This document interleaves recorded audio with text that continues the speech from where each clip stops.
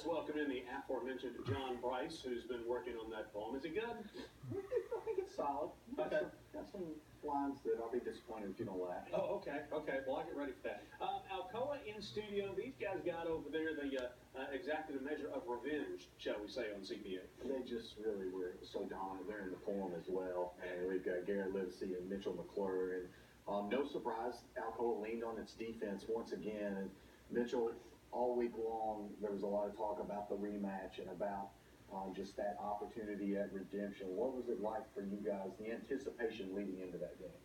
Well, I said this last week, but we had the silver ball sitting up in the locker room. We had a lot of momentum coming into the game. We watched a lot of film from last year. Our coaches walked us through what we did, last year, the mistakes we made, and we got to see that stuff. We got to prepare a little bit better this year, and we came out and played a big game. Now, let's talk a little bit about how 20-0, you guys relished shutouts. The offense did its part, defense did its part. Was there a better game you guys played this year? Probably the CA game, I feel like, that was a really challenging game. And stopping that last drive that they had felt really, really good. Mm-hmm. So against CPA, you guys have played, you had split, we talked about this, you split the last couple of years. Where did it rank for you guys to beat them and win 2 out of 3 against them?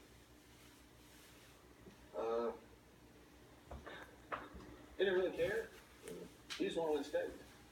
Okay. Mitchell, it's a really tight game at halftime. It's anybody's game at that point in time.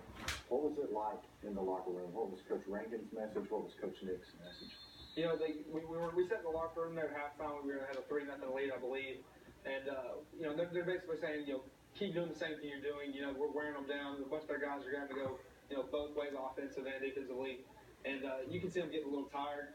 As we moved along through the third quarter there, we can see them starting to give up, and we just kept pounding them, on the ground with our run game. And I felt like they just gave up toward the end of the game, and we, secured a victory there. Garrett, what's it been like around school in the days since you guys won the state championship? Because I live over in the community. I know how important football is in Blount County. So, how much are you guys heroes right now? How well are you treated in the hallways? Every day I have somebody walk up to me and say, congratulations, it's awesome.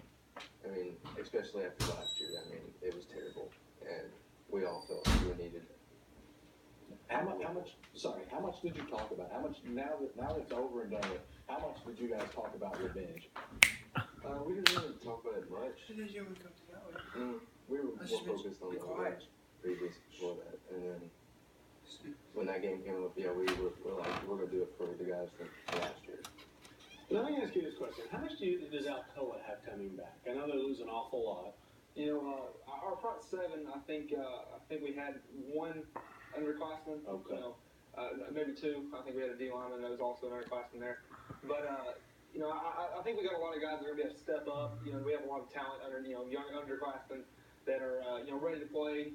They've practiced against us a lot throughout the year. They've gotten a lot better, made us better. Sure. And you can see those guys kind of coming along throughout the season. And I think that when we get through the season next year, they'll be fine. They'll be ready to play, and we'll be a good team. Okay. Mitchell, I want to ask you here real quickly, as a guy who went through the recruiting process, highly recruited, you and your brother are headed to Appalachian State. Really awesome to get to play against Miami next year in Boone. But for a guy like Taki Ogokellogg that I just see as having tremendous potential, now that you've been on the camp circuit, you've gone through the recruiting process, what do you see for that guy's future? He's a big, tall, 6'5" wide receiver.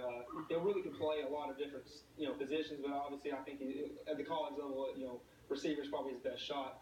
I think what he needs to do for his talent, get himself exposed. You can't wait on your coaches to do everything for you. You got to make it proactive. You make it for yourself. And once you get your name out there a little bit, things start rolling. And if they come, to me and some of those guys that have got some scholarships in the past. I think we can help them and we can push them in the same way our coaches helped push us. Yeah, it's getting in those camps and competing. Yeah. Well, guys, congratulations on a great year. State championship.